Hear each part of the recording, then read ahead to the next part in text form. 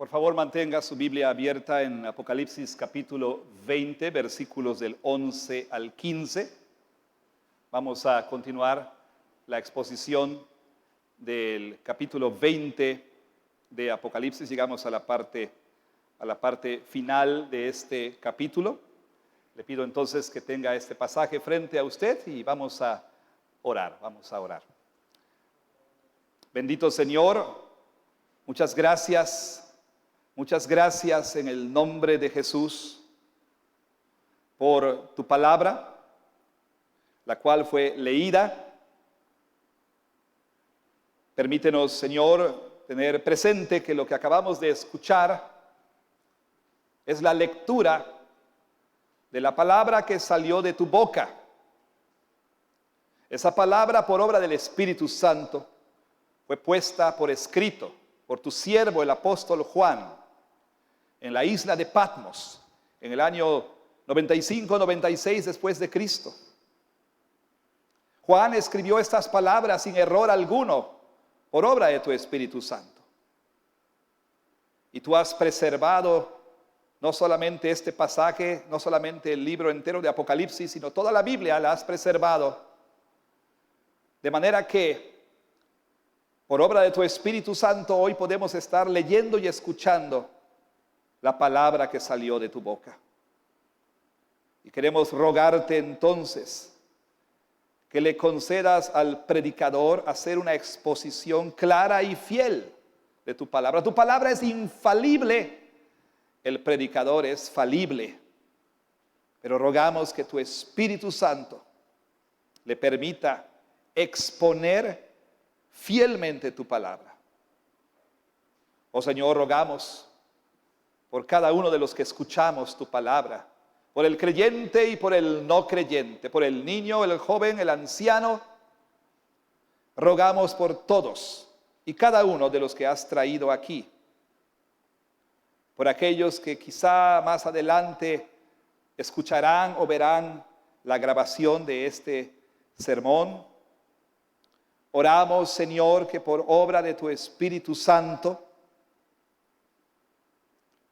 los creyentes reciban consuelo, reciban ánimo, reciban seguridad, pero al mismo tiempo, todos los que profesamos ser creyentes, seamos confrontados, Señor, con tu palabra el día de hoy. Rogamos por el no creyente. Oh Señor, solo tú puedes abrir su corazón para que sea receptivo a tu palabra. Te suplicamos, Señor, que tu Espíritu llame internamente al no creyente al escuchar el llamado externo de tu palabra, para que pueda responder en arrepentimiento, fe y obediencia a tu palabra. Te lo suplicamos, Señor, para la gloria de tu nombre, en el nombre de Jesús. Amén. En este pasaje, Apocalipsis 20 del 11 al 15, en palabras de Frodo Baggins, llegamos al fin de todas las cosas. Llegamos al fin de todas las cosas. En los pasados sermones escuchamos acerca de la ruina de Satanás, la cual ocurre en dos etapas, separadas por 1000 años simbólicos. Al final de esos 1000 años, después de que Satanás lanza su último ataque, el ataque más mortífero y cruento en contra de la iglesia, Satanás es finalmente destruido, derrotado y arrojado junto con el falso profeta y la bestia al lago de fuego. Debo decir algo que es muy importante y que todos debemos tener muy en claro. Cuando nuestro Señor Jesucristo regrese, ocurrirán varios eventos de manera concurrente, de manera, si usted quiere, simultánea. ¿Qué es lo que va a acontecer? Cuando nuestro Señor retorne, como dice la palabra, cuando suene la final trompeta, todos los muertos van a resucitar. Unos irán a resurrección de vida y otros a resurrección de condenación, pero todos los muertos van a resucitar. Y de manera concurrente, por supuesto, el Señor va a derrotar a todos sus enemigos, incluyendo a Satanás. Y junto con estos eventos, también el cosmos entero será sacudido, y esto lo hemos visto varias veces a lo largo del libro de Apocalipsis. Hemos visto cómo usando diferentes figuras y metáforas se habla del fin del mundo. Veremos entonces qué va a ocurrir. Veremos que habrá esta transformación de todo el cosmos, de todo el universo, el cual será renovado. Todo lo viejo ha de pasar y lo nuevo entonces ha de venir.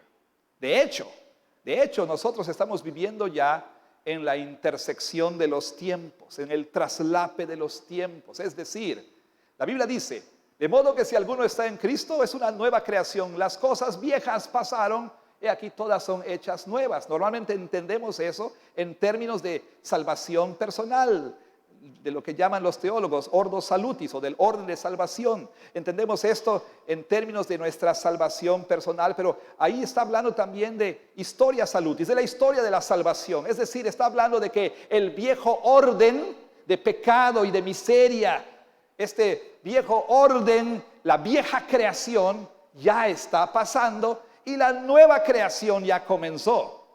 ¿Cuál fue el primer día de la nueva creación? La resurrección de Cristo Jesús. La resurrección de Cristo Jesús marca el inicio de la nueva creación. Entonces estamos viviendo en el traslape de los tiempos, pero viene el día cuando el universo entero será renovado y entonces, por supuesto, los creyentes, los verdaderos creyentes, van a heredar una tierra nueva y cielos nuevos. Hablaremos más de esto en el capítulo 21 en un par de semanas. Hoy quiero hablar de un evento que va a ocurrir también, y es el evento del juicio final.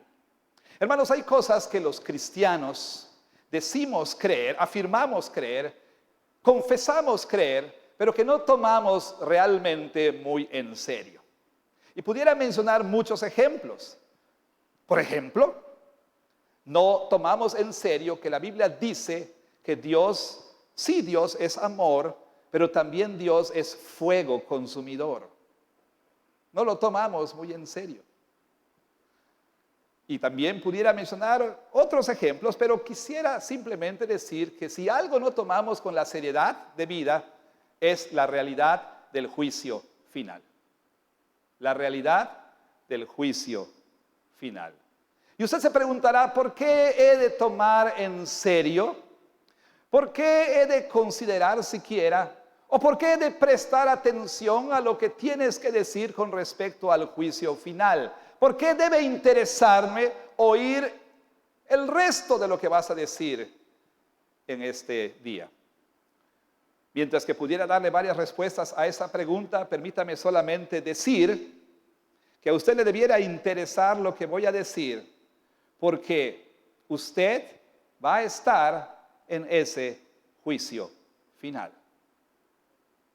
Porque tú, niño, joven, adulto, anciano, vas a estar algún día, quizá más pronto de lo que crees, vas a estar algún día delante de Dios. Vas a comparecer ante el gran trono blanco para dar cuentas de lo que hiciste mientras estuviste en el cuerpo, sea bueno o sea malo. Ahora, no quiero asumir nada. No quiero dar por sentado que este lugar solamente tiene en este momento personas que son verdaderos creyentes. De hecho, debo dar por sentado que en este lugar hay creyentes y no creyentes. Ahora bien, el único que sabe con absoluta certeza quién es un creyente verdadero y quién no lo es Dios. Vemos los rostros, vemos la conducta aquí en la iglesia y quizá podemos asumir que tal o cual persona verdaderamente cree en Jesucristo, realmente ha nacido de nuevo, o sea que es un cristiano verdadero. Mientras que tenemos quizá suficientes razones para creer tal cosa, últimamente solo Dios sabe quiénes son creyentes y quiénes no. Los predicadores, los pastores no tenemos ese privilegio. No tenemos información confidencial. Bueno fuera que el Señor nos hubiera dado un dispositivo como el que tienen los hombres de negro para ver quién es un alien y quién es no. Bueno, si no entiende la referencia, lo siento, pero bueno fuera que uno tuviera esa clase de conocimiento para decir, este sí es habitado por el Espíritu Santo, este no. Disculpen, los alemanes no tienen nada que ver con, ¿ok? Bueno, no tengo información confidencial. Pero el asunto es que no tenemos nosotros ese tipo de información. Por lo tanto, el trabajo de un predicador es hablar la palabra a creyentes y no creyentes, rogando que el Espíritu Santo haga su obra el día de hoy. Y precisamente es mi oración que los creyentes verdaderos reciban ánimo y consuelo este día. Pero que todos los que profesan ser cristianos, todos aquellos de nosotros que profesamos ser cristianos, podamos ser confrontados con la posibilidad de que tal vez no lo seamos. Y por supuesto, también es mi oración que el Espíritu Santo llame a la fe y al arrepentimiento a aquellos de ustedes que no creen en Cristo Jesús. Así que vamos a ir a Apocalipsis capítulo 20 para hablar este día del juicio final. Y el mensaje puede ser resumido en una oración, ya que usted y yo enfrentaremos el juicio final. Debemos asegurarnos de que somos verdaderos creyentes.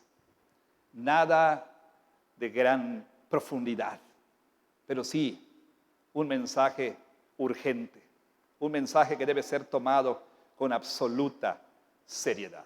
Le pido entonces que vayamos a la Escritura para ver cómo Juan nos habla de esta verdad. Versículo 11. Y vi, y le recuerdo, muy importante, esta frase, una frase que Juan usa una y otra vez, no se refiere a que Juan va a recibir necesariamente un evento que ocurre en una secuencia cronológica. Claro, aquí sí pudiéramos decir que cuando el Señor venga y ocurra este cataclismo en el que los cielos y la tierra van a ser doblados, dice la palabra, como un pergamino, y entonces el Señor transformará todo este universo. Ciertamente cuando Cristo venga, como dije, serán derrotados todos sus enemigos, habrá la resurrección de creyentes y no creyentes. Y sí, lo que sigue entonces, pues es el juicio final. Pero hemos dicho una y otra vez que esta palabra o esta frase, y vi, se refiere al orden en que Juan recibe las visiones y no tanto a una secuencia estrictamente cronológica. Vi un gran trono blanco. Es lo primero que Juan dice que vio en esta visión, un gran trono blanco. No nos debiera sorprender porque en otras visiones esto es lo que Juan ha visto. En Apocalipsis capítulo 4, cuando a Juan se le llama, se le dice, sube acá y te mostraré las cosas que han de suceder. Lo primero que Juan ve es un gran trono y uno sentado en él. Y a lo largo del libro de Apocalipsis podemos encontrar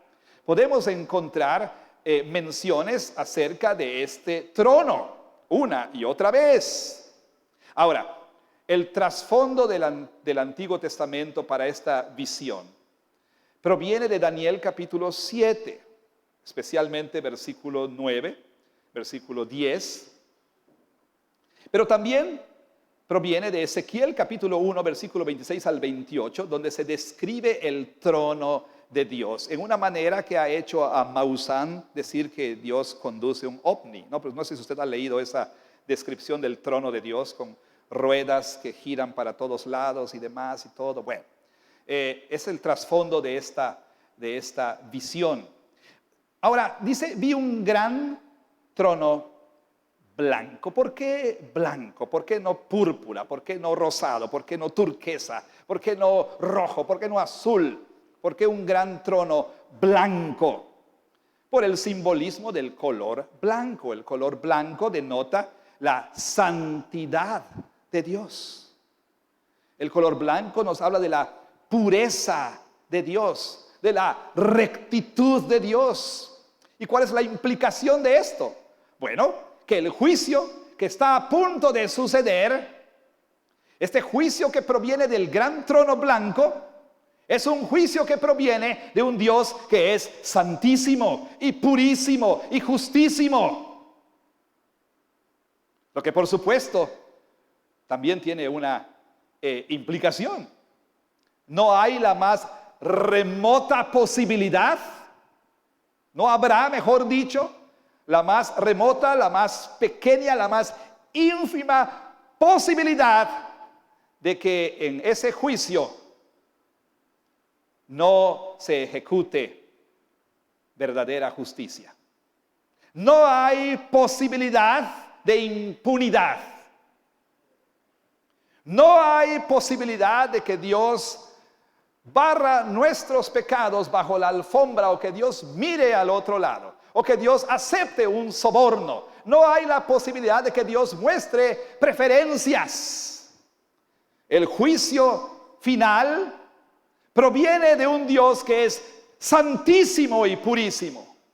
Así que, de ninguna manera y ni por un milisegundo debemos entretener la posibilidad de que no se haga justicia ese día.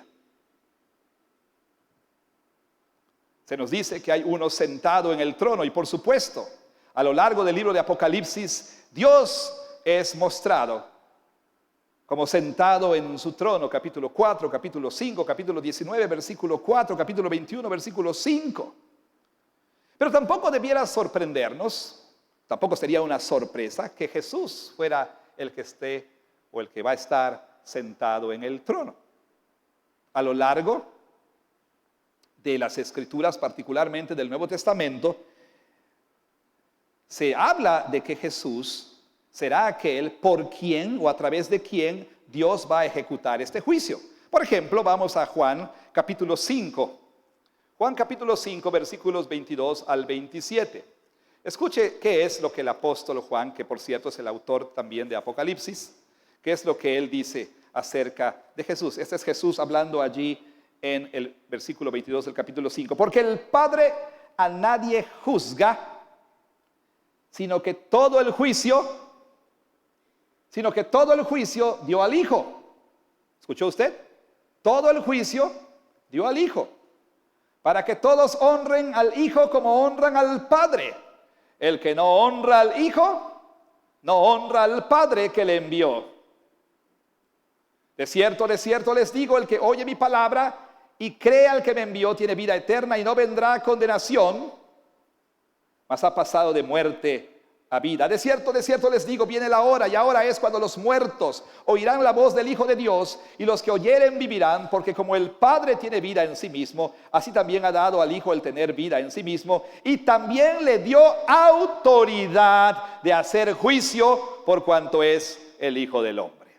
Pablo, en Hechos, capítulo 17, versículo 30, versículo 31, dice lo siguiente acerca del Señor Jesucristo, hablando precisamente del juicio final. Dice así: pero Dios, habiendo pasado por alto los tiempos de esta ignorancia, ahora manda a todos los hombres en todo lugar que se arrepientan, por cuanto ha establecido un día en el cual juzgará al mundo con justicia, por medio de aquel varón, por aquel varón a quien él designó. ¿Cuál varón?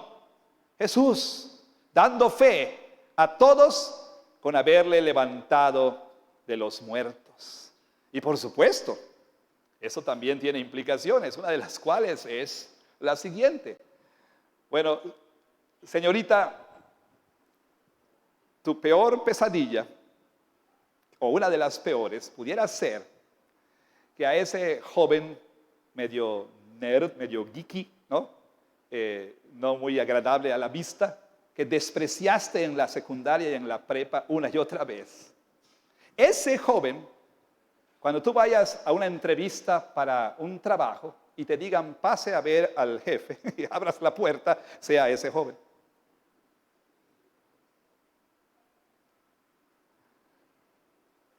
Pero hay algo peor, mucho peor. Ese Jesús que continúa o continúas despreciando, será tu juez. Será aquel que estará sentado en el trono. Ese Jesús, quien se ofreció libremente a ti mismo y que rechazaste una y otra vez, será aquel a quien es aquel a quien el Padre le dio la autoridad para hacer juicio, y es aquel por quien Él ha de juzgar a los vivos y a los muertos. Por lo tanto, debieras reconsiderar entonces este rechazo a Cristo Jesús. Y continúo. Nos dice entonces algo más. El capítulo 20, versículo 11. Dice que de aquel que está sentado en el trono huyeron la tierra y el cielo. Esta es una personificación, por supuesto. El cielo y la tierra no son seres animados, son creación inanimada. Y ningún lugar se encontró para ellos. O sea, esto simplemente es otra manera de decir lo que ya se dijo, por ejemplo, en el capítulo 6, o más adelante, 6:14, o capítulo 16, versículo 20. O sea, es otra figura, otro cuadro, otra representación apocalíptica ¿de qué? Pues del fin de todas las cosas. Del fin de todas las cosas. Como le decía hace un momento, es la destrucción, pero más que destrucción, la transformación del viejo orden, de la vieja creación.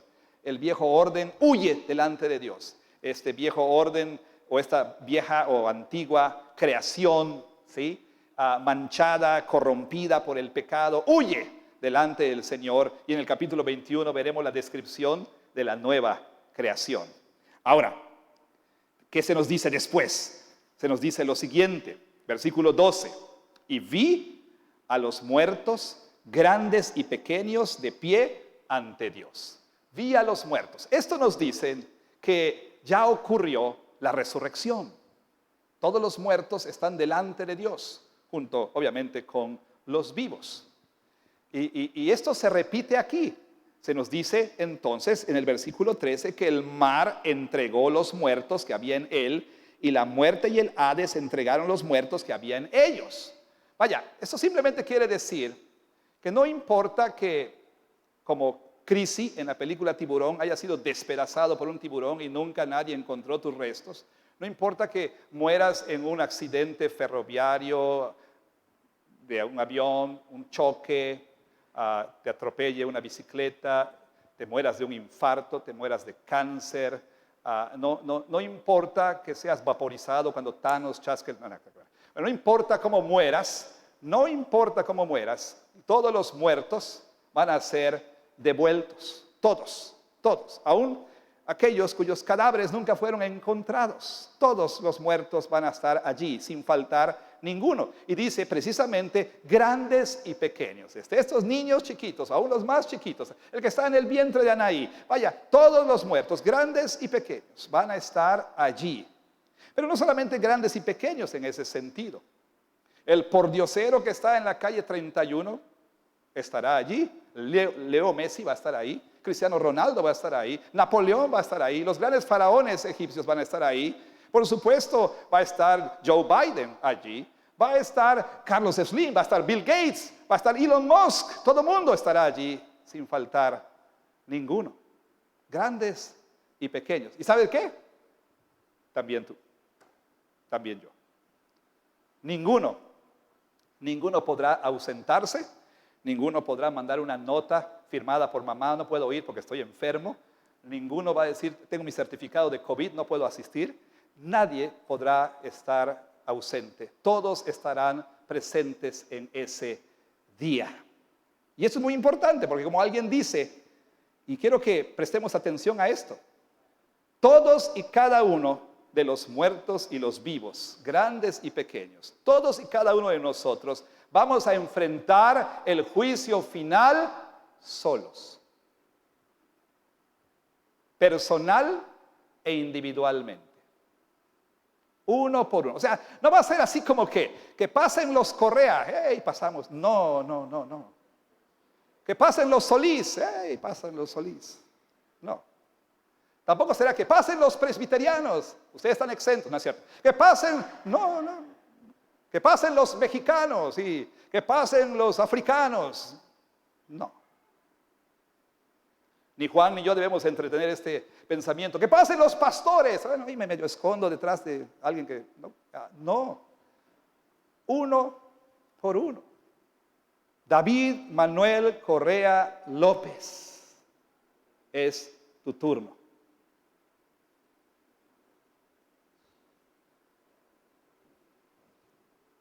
Y pudiera mencionar los nombres de todos y cada uno de ustedes. Niños, no piensen que ustedes podrán esconderse detrás de mamá, detrás de papá. Joven, no pienses que podrás jugar la baraja de mi papá es cristiano. Todos y cada uno de nosotros estaremos solos frente al Dios todopoderoso, creador del cielo y de la tierra, el Dios que es 3 veces santo y que juzga con justicia, cuya mirada es como llamas de fuego. No podrás ocultar nada delante de él. Ahora, se nos dice lo siguiente. Los libros fueron abiertos, versículo 12, y otro libro fue abierto, el cual es el libro de la vida. Se menciona 2 clases de libros. Por un lado se mencionan libros y por otro lado se menciona un libro que es identificado como el libro de la vida. Ya hemos escuchado de este libro de la vida anteriormente en Apocalipsis. 6 veces más o menos se menciona este libro en Apocalipsis. Pero nos dice aquí Juan que él vio que los libros fueron abiertos. Obviamente eso viene de Daniel capítulo 7, donde se habla, la escena que se presenta ahí es una escena de una corte. Se sienta el juez, están todos delante de él y los libros fueron abiertos. ¿Qué contienen esos libros? Bueno, los libros, en plural, contienen obras y el libro, en singular, contiene nombres. Nombres, obras. Y estos se relacionan íntimamente.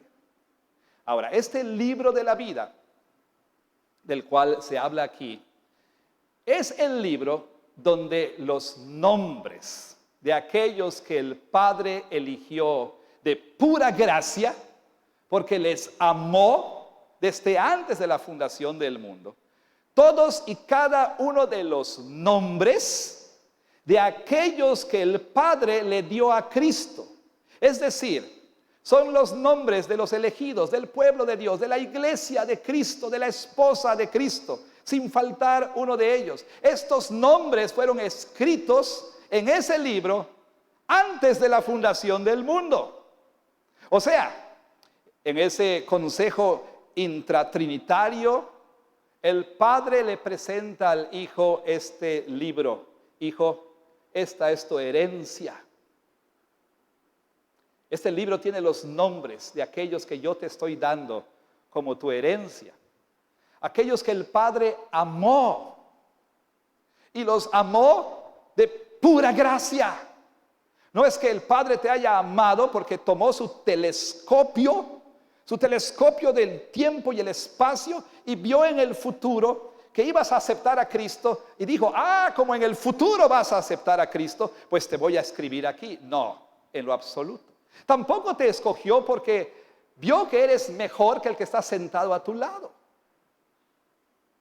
Tampoco te escogió porque lo mereces más que otros, sino porque te amó. Dicen por ahí, creo que R.C. Sproul dice esto, que a los reformados, a los presbiterianos no nos gusta hablar de la suerte. porque creemos que Dios es soberano sobre todo y nada sucede de manera fortuita, ¿verdad? Todo sucede de acuerdo al plan eterno de Dios. Pero si puedes hablar de tu día de suerte, es cuando Dios el Padre te amó y puso tu nombre en ese libro. Ahora, no es así como cantaba Manuel Bonilla. Las hermanas aquí saben quién es Manuel Bonilla. Bueno, la hermana Rebe sabe quién es Manuel Bonilla. Y no por su edad, sino porque la hermana Amparito no creció en la iglesia, la hermana Neri tampoco. Noé sabe quién es Manuel Bonilla, por supuesto. Un hombre que cantaba canciones muy bonitas, así, infantiles. Y una de las canciones que cantaba era la de Hay un nombre nuevo en la gloria.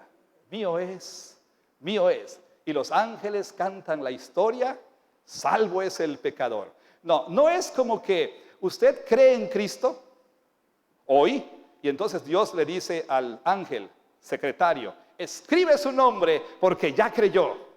Hay un nombre nuevo en la gloria. Entonces Dios empieza a añadir nombres conforme van creyendo. No, no es así.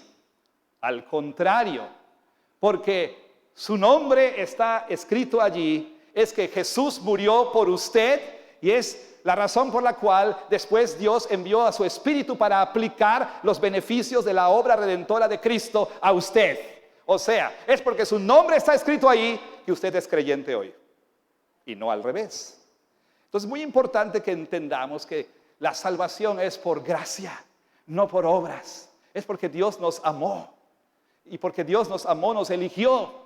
Y porque Dios nos eligió, envió a su Hijo para morir por nosotros y envió a su Espíritu para llamarnos entonces a la fe y al arrepentimiento. Bueno, pero hay otros libros. Y estos libros, ¿qué son estos libros? Bueno, estos libros son un registro, son un récord, un registro, una bitácora de todo lo que nosotros hacemos, decimos, pensamos, sentimos, imaginamos, etc. Absolutamente todo. Como dice alguien, estos libros no son sino la memoria infalible de Dios de todas las cosas. No hay manera, y por favor le digo, y me digo a mí mismo, no entretenga este pensamiento, o como diríamos coloquialmente, este sueño guajiro, que de alguna manera a Dios se le va a olvidar algo que hice. No, porque todo lo que usted ha hecho, todo lo que usted hace y todo lo que usted hará, lo que ha dicho, dice y dirá, lo que ha pensado, piensa y pensará, ha sentido, siente y sentirá, etcétera. Todo ha sido, está siendo y será registrado en esos libros. Y como siempre lo he dicho, y por causa de las nuevas generaciones lo diré una vez más, piénselo de esta manera.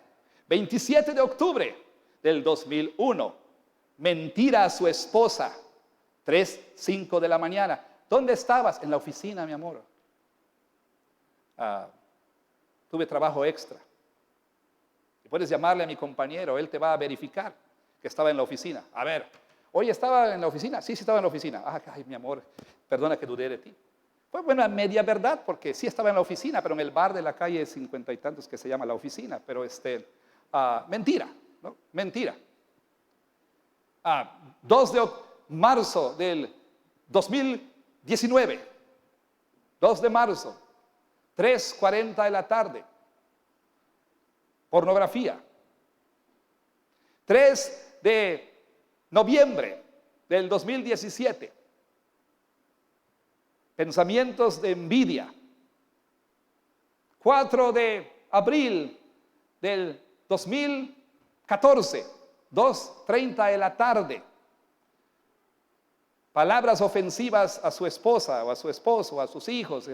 Y puedo seguir y seguir, pero usted ya creo que entiende lo que trato de decir.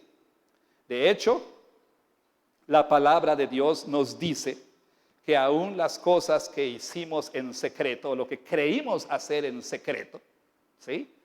Dios las va a revelar y sacará, por supuesto, a la luz todo lo que hicimos, supuestamente cuando nadie nos veía.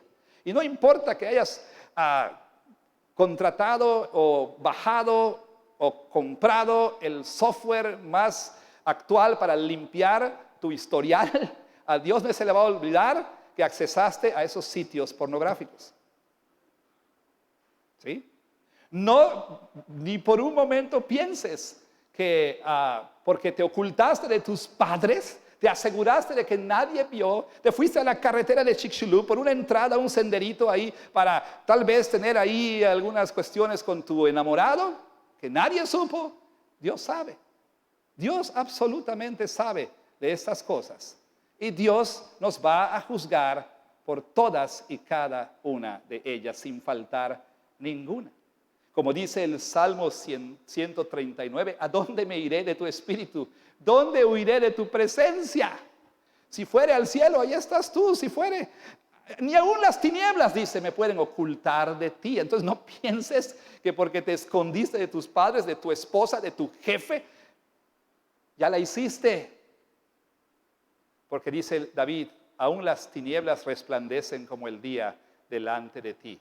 Pues ni aún está la palabra en mi boca, dice, y ya la sabes toda. Y peor aún, oh Señor, desde lejos has entendido mis pensamientos. Ni uno de ellos te es oculto. Entonces los libros serán abiertos y serán, dice Juan, todos juzgados por lo que está escrito en ellos. Note usted, por favor, 2 veces se menciona esto.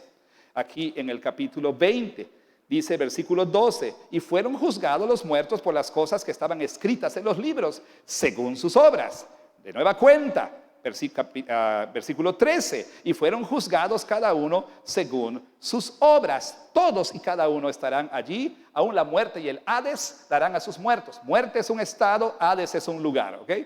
La muerte, vamos a hablar de esto la próxima semana. Muerte y Hades. Muerte es un estado, Hades es el lugar donde van los incrédulos después de morir. Todos los muertos serán entregados ahí para ser juzgados por lo que está escrito en los libros. Ahora bien, esto de que seremos juzgados de acuerdo a nuestras obras, como que alguno pudiera decir, a ver, no creo que sea así. Pero la enseñanza es consistente en la Escritura. Por ejemplo, Mateo 16, 27. ¿Tiene su Biblia ahí? Busque, por favor, Mateo 16, 27. Escuche a Jesús decir lo siguiente. Dice así el Señor Jesús. Porque el Hijo del Hombre vendrá en la gloria de su Padre con sus ángeles y entonces pagará a cada uno conforme a sus obras. ¿Escuchó usted? Pagará a cada uno conforme a sus obras. Pablo también está de acuerdo. ¿Y cómo no estarlo si es la palabra de Jesús? Romanos capítulo 2, versículo 6. Dice así el apóstol Pablo. Escuche por favor, lea también si así quiere o puede. Romanos 2, versículo 6. Dice así. Voy a leer desde el 5. Pero por tu dureza y por tu corazón no arrepentido atesoras para ti mismo ira para el día de la ira y de la revelación del justo juicio de Dios, el cual, Dios, pagará a cada uno, ¿cómo? Conforme a sus obras, conforme a sus obras. Segunda de Corintios capítulo 5, versículo 10, dice el apóstol Pablo, así, porque es necesario que todos nosotros comparezcamos ante el tribunal de Cristo para que cada uno reciba según lo que haya hecho. Para que cada uno reciba ¿qué? Según lo que haya hecho. ¿Qué significa esto? ¿Qué significa que hemos de ser juzgados de acuerdo a nuestras obras? Es muy importante hacer una distinción. Creo que Kevin de Jong está en lo correcto cuando dice que aquí no estamos hablando de salvación por obras. No quiere decir, y por favor, si esto es lo que usted cree, rechace esto, elimine este pensamiento. No es que Dios ese día va a poner en la balanza nuestras obras buenas y nuestras obras malas. Y si nuestras obras buenas sobrepasan a las malas, aunque sea por un gramito, o por unos gramitos, como dijeran por ahí, ¿sí? Aunque nuestras obras buenas pesen un poquito más, ¿Sí? Dios no va a decir, pásale, porque eres suficientemente bueno. No estamos hablando aquí de salvación por obras. La Biblia es muy clara cuando dice que nadie es salvo, nadie puede salvarse por medio de las obras de la ley. Ninguno de nosotros puede ser justificado por las obras de la ley. ¿Por qué? Porque si nosotros queremos ser justificados ante Dios por nuestras obras, por obediencia a la ley, pues Dios dice, de acuerdo, pero la obediencia que estoy pidiendo para que seas justificado por tus obras es la siguiente: obediencia personal, perfecta y perpetua. Personal, perfecta y perpetua. ¿Y quién de nosotros, salvo Jesús, puede hacer tal cosa? Entonces no estamos hablando de salvación por obras. Como dice De Jong, juicio de acuerdo a las obras no es lo mismo que justificación de acuerdo a las obras. No. Nosotros no somos declarados justos por nuestras obras, pero hay juicio de acuerdo a nuestras obras. Y uno se preguntará, ¿por qué? ¿Por qué juicio? ¿Por qué seremos juzgados de acuerdo a nuestras obras? ¿Por qué? Bueno, en ese momento, en ese juicio público, ahí compareciendo frente a Dios, cada uno de nosotros, en ese juicio público, Dios va a demandar evidencia pública, verificable, de que en verdad somos creyentes en Cristo. Tangible, palpable, verificable, de que somos creyentes en Cristo. Pues verá usted, en el día del juicio, nuestras obras serán la evidencia que confirme la genuinidad de nuestra fe. Las obras serán una evidencia pública, una demostración pública de que nuestros nombres en verdad están escritos en el libro de la vida.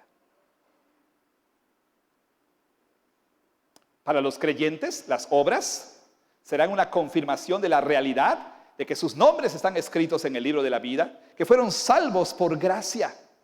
Por supuesto, nuestros pecados tal vez sean revelados allí, pero todos esos pecados aparecerán como pagados por la sangre de Cristo. Amén. Por supuesto, los creyentes llegaremos ese día al juicio cubiertos con la justicia de Cristo. Pero aún así daremos cuenta de lo que hemos hecho. No tememos condenación, porque Cristo ya fue condenado en nuestro lugar. No tememos el juicio, porque Cristo ya lo sufrió por nosotros. Pero aquí hay algo muy importante. Quizá afirmamos ser creyentes y quizá por años hemos entretenido este pensamiento. Hemos nosotros confiado en una falsa seguridad de que somos creyentes. ¿Por qué? Porque profesamos serlo, porque decimos serlo, porque afirmamos que en nuestro corazón creemos. Sin embargo, esa pudiera ser una falsa confianza. Usted puede irse de aquí diciendo, no tengo nada que preocuparme porque Cristo Jesús pagó por mis pecados, porque mi nombre está escrito en el libro de la vida, no tengo nada de qué preocuparme. Sin embargo, ¿qué es lo que va a confirmar o no que en verdad su nombre fue escrito en el libro de la vida? Sus obras. Sus obras. Dice John Stott. John Stott dice lo siguiente: esa ocasión pública o tal ocasión pública en la cual un veredicto público será dado y una sentencia pública será pasada, requerirá una evidencia pública y verificable para apoyar el veredicto y la sentencia. Y la única evidencia pública disponible serán nuestras obras. Serán nuestras obras. Y dice Stott, la presencia o ausencia de fe salvadora en nuestros corazones será mostrada por la presencia o ausencia de obras buenas, de buenas obras, hechas por amor en nuestras vidas. Eso es muy importante, porque la fe verdadera, la fe auténtica, la fe salvadora, como dice Santiago, produce buenas obras. Produce fruto de fe, arrepentimiento, amor, obediencia. Podemos nosotros afirmar que somos creyentes, pero Jesús dijo, por sus frutos los conocerán. Ahora, uno puede decir, pero bueno, pastor, yo hago cosas buenas, vengo a la iglesia. Sí, no siempre, ¿verdad? Pero vengo a la iglesia. Digo, canto, doy mi ofrenda, mi diezmo. Aguanto los sermones larguísimos del pastor en esas bancas tan duras. Eso debe contar para algo, ¿no es cierto? Pues yo no soy perfecto, ¿verdad? Pero pues hago mi mayor esfuerzo ahí para pues obedecer al Señor. Hago todas estas cosas que Dios manda. Pero quiero que escuche algo que honestamente debe aterrorizar a todo aquel, excepto al que es verdadero creyente. A todo aquel que profesa ser cristiano, excepto el verdadero creyente. Vamos a Mateo capítulo 7, un momento. Mateo 7. Y vamos a leer las palabras del Señor Jesús. Dice Jesús, versículo 21. No todo el que me dice Señor, Señor, entrará en el reino de los cielos. ¿Oyó eso? No todo el que me dice Señor, Señor, entrará en el reino de los cielos, sino ¿quién? El que hace la voluntad de mi Padre. Juan en su primera carta dice que podemos tener seguridad de que le conocemos porque le amamos y guardamos sus mandamientos, porque obedecemos sus mandamientos. El que no obedece, dice Juan, no le conoce. Entonces, puedo afirmar que soy creyente al mismo tiempo que en mi vida diaria estoy haciendo lo contrario a lo que Dios manda. Estoy desobedeciendo su palabra. Y recuerda, la desobediencia no tiene nada más que ver con cosas que hacemos que están mal, también tiene que ver con las cosas que Él manda que no hacemos. Que flagrantemente desobedecemos. No tiene nada que ver, no tiene solamente que ver con esos pecados escandalosos y grotescos, ¿sí? Tiene que ver con que no tienes deseo de leer tu Biblia, no lees tu Biblia, no oras, no tienes deseo de servir al Señor, no tienes deseo de, en fin, puedo decir muchas cosas. No todo el que me dice Señor, Señor, puedes decirle a Él, llamarle Señor todo lo que tú quieras. Pero no, dice Jesús, no es ese el que entrará al reino de los cielos, es el que hace la voluntad de mi Padre. Luego viene la parte que asusta más, la que debe espantarnos y aterrorizarnos, o por lo menos dejarnos intranquilos. Una sola palabra, muchos me dirán en aquel día. ¿Qué día? El día del juicio. Cuando el Señor nos llame uno a uno, muchos dirán, Señor, yo prediqué cada domingo. Señor, yo cantaba en el coro, tocaba en el grupo de alabanza, trabajé en la escuela bíblica, pinté como 350 ladrillos.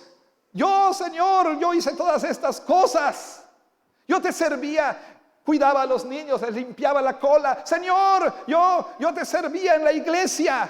Señor, yo hice esto y aquello. Y Jesús dirá, no te conozco. No te conozco. Una cosa es que digas que conoces a Jesús y otra cosa es que Jesús te conozca. Una cosa es que yo diga que conozco a Leo Messi y otra cosa es que Leo Messi me conozca. ¿Y qué quiere decir? Cuando Jesús dice no te conozco, no tengo una relación contigo, nunca te amé. Ahora bien, pero uno dice, ¿cómo es que Jesús puede decir esas palabras tan llenas de odio, tan horrendas? Apártense de mí, vea usted. Entonces les declararé, nunca les conocí. Apártense de mí, ¿qué? Hacedores de maldad. Hacedores de maldad. Pero si no acababan de decir que predicaron y que echaron fuera demonios y que hicieron milagros, ¿cómo que hacedores de maldad? ¿Que Jesús no está viendo que fueron personas que hacían estas cosas buenas? Sí, de acuerdo. El domingo. Pero ¿qué del lunes a sábado?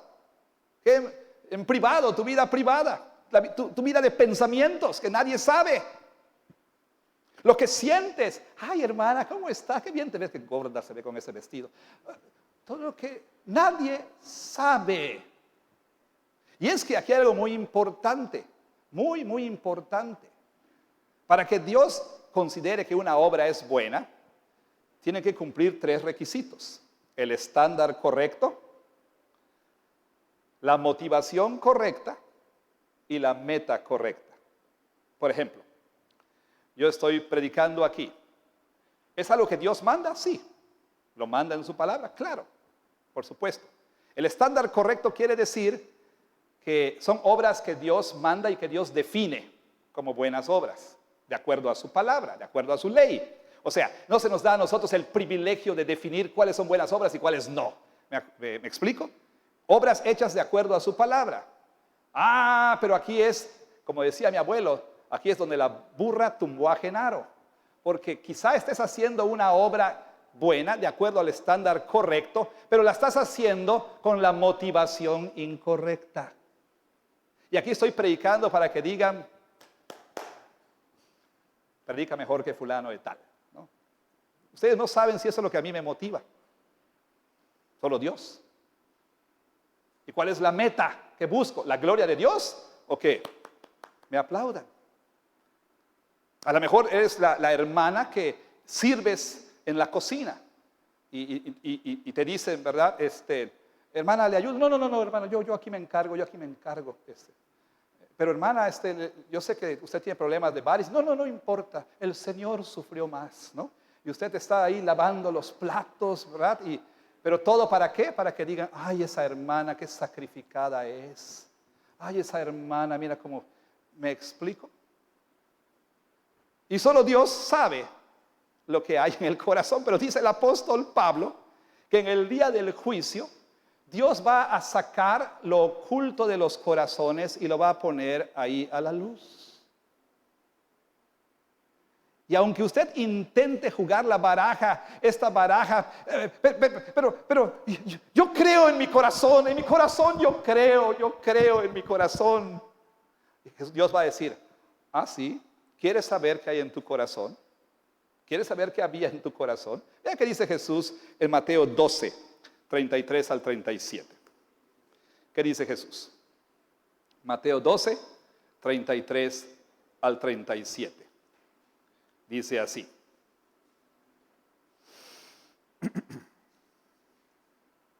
O hagan el árbol bueno y su fruto bueno, o hagan el árbol malo y su fruto malo, porque por el fruto se conoce al árbol.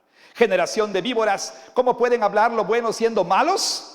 Porque de la abundancia del corazón habla la boca. El hombre bueno del buen tesoro del corazón saca buenas cosas, y el hombre malo del mal tesoro saca malas cosas. Mas yo les digo que de toda palabra ociosa que hablen los hombres, de ella darán cuenta en el día del juicio.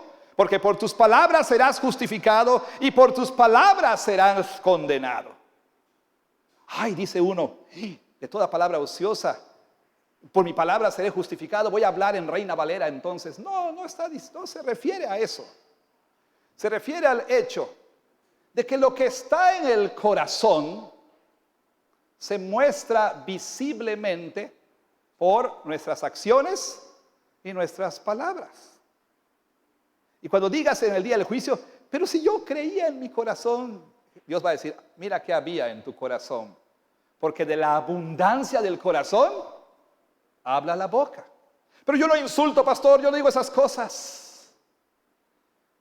De la abundancia del corazón habla la boca. ¿De qué hablas todo el día? De zapatos, de ser fit, de dietas, de moda, de fútbol, de videojuegos. De la abundancia del corazón habla la boca. ¿Cuán ausente está Jesús de tus palabras? De la abundancia del corazón habla la boca. ¿De qué hablas todo el día? ¿Qué presumes en las redes todo el día? De la abundancia del corazón habla el Facebook. De la abundancia del corazón habla el Instagram. De la abundancia del corazón habla el Twitter. ¿Sí? Vaya, todo eso es evidencia de lo que hay en nuestro corazón. Y aquí está, hermanos, aquí está la relación entre estos dos libros. Lo que está escrito va a probar, va a verificar que en verdad nuestro nombre está escrito en el libro de la vida. O lo que está escrito mostrará, verificará y confirmará que no estábamos inscritos en el libro de la vida. Y aquí entonces quiero cerrar con lo siguiente. Por un lado, todos los que son creyentes verdaderos. Aquellos que pueden ver una evidencia no perfecta, pero sí suficiente y genuina, de que en verdad han nacido de nuevo. Y pueden ver el fruto del Espíritu en sus vidas, el fruto de una vida cambiada. Su manera de pensar ha cambiado y está cambiando. Su manera de conducirse, la manera en que usas tu dinero, tu tiempo, tu entretenimiento, la manera en que te vistes, la manera en que te relacionas, el cómo haces negocios, cómo te comportas en la escuela, qué es lo que dices. Todo eso está cambiando y tienes suficiente evidencia externa y al mismo tiempo tienes el testimonio interno del Espíritu Santo. Si tú eres uno de ellos, si usted es uno de ellos, este día le digo en el nombre de Jesús que el día del juicio, ¿sí? El día del juicio no será un día de condenación para usted. Ciertamente, quizá no lo sé, sus pecados aparezcan ahí, pero todos aparecerán como pagados y cubiertos por la sangre de Cristo Jesús. Y su nombre será leído. Su nombre será leído. El mismo Señor confesará su nombre. ¿Qué día más glorioso será para usted cuando el Señor Jesús, con esa voz de estruendo, diga tu nombre, diga Israel Solís? Ey de Israel Solís, sobre poco me fuiste fiel, sobre mucho te pondré, entra en el gozo de tu Señor. Qué día más glorioso será para el verdadero creyente. Pero qué triste, qué horrible, qué horrendo será esto. Escuche usted. Y la segunda parte viene la próxima semana. Versículo 15. El que no se halló inscrito en el libro de la vida fue lanzado al lago de fuego. Todos los estudiantes conocen del nerviosismo de estas épocas, sobre todo los que han terminado la preparatoria. Están desesperados ahí, checando en el sitio web. Anteriormente, pues, en épocas más cavernarias como mi época, ponían las listas en un billboard. Tratado de encontrar tu matrícula, ¿no? Tu número con que te registraste al examen. Y estás buscando y buscando y buscando y buscando, y el dolor, la punzada aguda, la tristeza de no ver tu nombre allí. Y peor, faltaste los domingos por tomar asesorías para asegurar tu entrada y tu nombre no está ahí. Le pagaste a don Lolo, el que capacita ahí en Mérida, ¿no? Clases extra y tu nombre no está ahí. Varios de ustedes conocen ese dolor, ¿no es verdad? Conocen esa tristeza profunda. Pero déjame decirte, eso es en nada comparable al horror que habrá en ese día cuando tu nombre no sea leído. Y si tu nombre no se haya inscrito allí, serás lanzado al lago de fuego, de lo cual vamos a hablar la próxima semana. ¿Qué implica esto? Implica entonces que aquel que es alguien que profesa ser cristiano, debieras considerar muy seriamente lo que voy a decir. Si no hay fruto de arrepentimiento en tu vida, no hay fruto de fe, no hay fruto de amor. Por ejemplo, te llamas cristiano y hay alguien aquí en esta iglesia a quien no hablas y no quieres hablar, déjame decirte en el nombre de Jesús que probablemente vas a ir al infierno. Porque el que no ama no ha conocido a Dios. Porque Dios es amor. No dije que vas a ir al infierno, dije probablemente.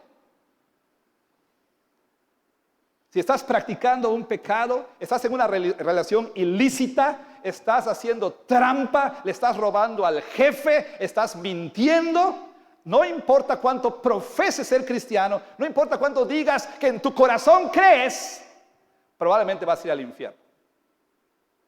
Si has asistido a esta iglesia por años y no has querido hacerte miembro, probablemente vas a ir al infierno.